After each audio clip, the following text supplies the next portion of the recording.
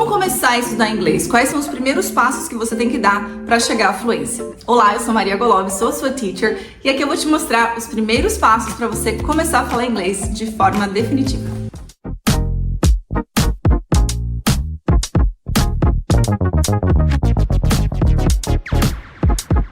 A primeira coisa que você deve saber é cumprimentar as pessoas, é conversar, é abrir uma conversa.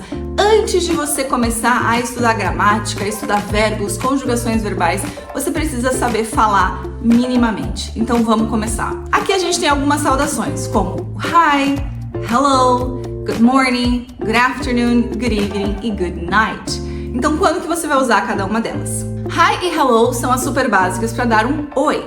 E lembrando que em inglês a pronúncia das letras é diferente de português. Então o I ele vai ter um som de I, ou em algumas palavras ele vai ter um som de E. Fica com isso em mente para você não confundir na hora de falar alguma palavra com um som de I muito longo. Então, hi ou hello. Depois a gente vem pro good morning, que é o nosso bom dia. Lembrando que good morning é só a saudação de bom dia.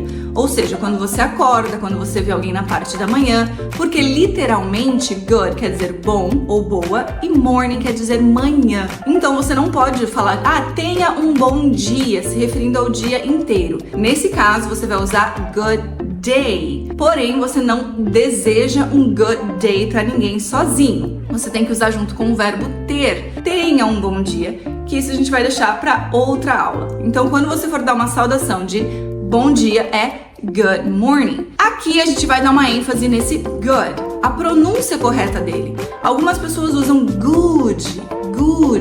Então uma coisa que eu quero aqui que você fique atento já na hora que você começa os seus estudos. A pronúncia de inglês, ela nunca é forte no final da palavra. Então a gente tem isso em português que a gente fala, né? Bacana, amigo, legal, livro. A gente tem uma ênfase forte, né? Telefone, Facebook, né? Controle. Em inglês, não. Em inglês, a ênfase, maior parte das vezes, é no começo. Então aqui a gente não vai falar good, e sim good. Esse D, ele é quase não falado, então é bem suave.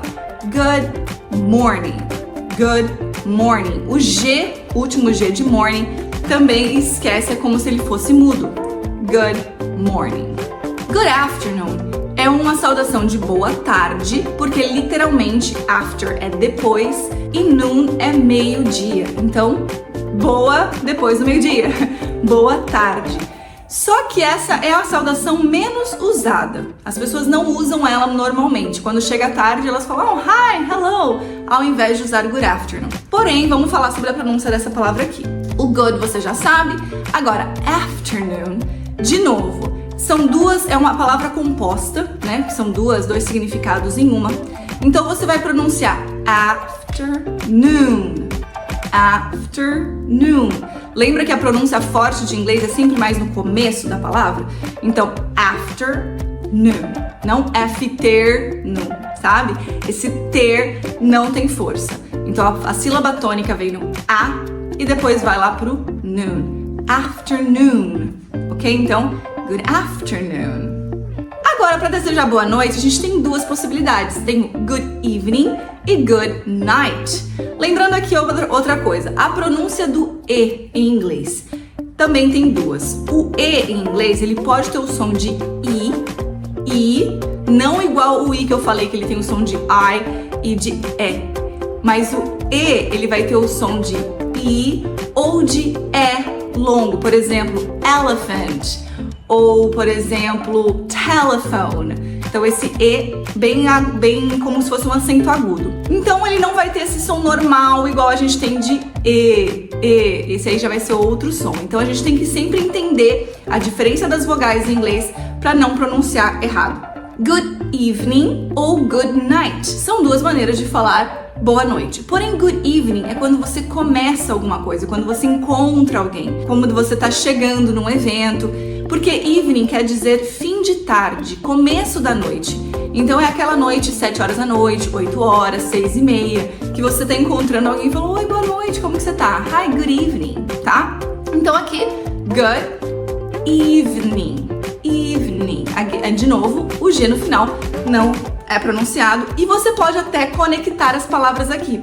Existe um truquezinho que quanto antes você aprender, melhor, que é conectar consoantes de a última consoante de uma palavra com a primeira vogal da próxima palavra. Então você vai fazer good evening, good evening. Você conecta o D com o E, good evening, ao invés de falar good evening. Quanto menos pausas você fizer na frase, mais fluente você vai falar, de uma maneira mais fluida. Então, good evening. Já o good night, ele é usado para despedidas, quando você dá um tchau. Good night, have a good night, né? Quando você tá dando boa noite para alguém indo dormir, ou quando você tá saindo da festa, indo para sua casa, saindo do seu trabalho e indo para casa, quando você não vai ver mais a pessoa até o dia seguinte, você deseja um good night. Essa palavra night aqui, ela é bem diferente pra gente porque ela tem um N e G-H-T. Então, nesse caso, você pode totalmente esquecer da pronúncia como você conhece em português, esse G-H-T, porque não é nigit, né? O G-H em inglês, ele é bem famoso por ser mudo. Então, existem algumas situações que o G-H ele é falado com som de F, totalmente diferente, e algumas situações que o G-H ele simplesmente é mudo. E no caso de night, é essa situação. Então, good night, você vai pronunciar o I, o som do I, vai ficar good night, good night.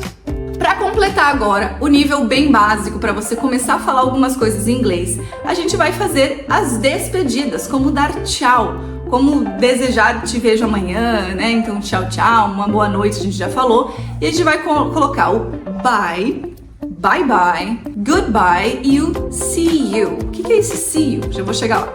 Bye é o tchau, simplesmente. Bye. A letra Y tem o som de Y. Então, muitas vezes, em palavrinhas curtas, o Y vai ter esse som alongado de I. E outra coisinha que é bom você saber logo no começo, quando o E, a letra E, é a última letra de uma frase, de uma palavra, ele não é pronunciado, ele é conhecido como o E silencioso, uma letra silenciosa no final de uma palavra. E no caso de bye, é isso que acontece. É como se eu pronunciasse somente o B e o Y, porque o Y em inglês é Y, então ele tem esse som mais aberto. Goodbye, ele seria uma maneira muito mais formal de você estar dando um tchau, né? A tradução dele, se você colocar no Google, por exemplo, vai dar como adeus. Não só necessariamente um adeus, mas é um goodbye, é tipo assim, um tchau mais sério, mais formal, quando talvez você não vai ver a pessoa em algum tempo, por algum longo tempo. Então, goodbye, tchau, até sei lá quando, sabe? Então ele já é um pouco mais formal, não tem uma necessidade de usar muito no dia a dia, depende da situação. See you! See you, ele seria como o nosso a gente se vê. Até mais! E aí, no see you, a gente pode complementar com coisas depois. Mas vamos falar sobre o see, a palavra see. O see, quando tem dois es juntos, dois es conectados, o som é alongado de I. Lembra que eu falei que o som da letra E é o I ou E? Nesse caso é o I. Então, see you. See you. Que é vejo você, né? Tipo, te vejo, a gente se vê. O que você pode fazer nesse see you? Você pode colocar palavras, você pode falar see you tomorrow, que é te vejo amanhã. See you later, te vejo mais tarde. See you soon, te vejo logo. Então, se você quiser complementar esse see you pra dar, tipo, a gente se vê em tal momento, a gente se vê tal dia, aí você fica à vontade. Então, existem várias possibilidades. Te vejo em casa, see you at home. Te vejo no trabalho, see you at work. Te vejo ano que vem, see you next year. Então, você pode usar o quando você vê depois do see you, certo?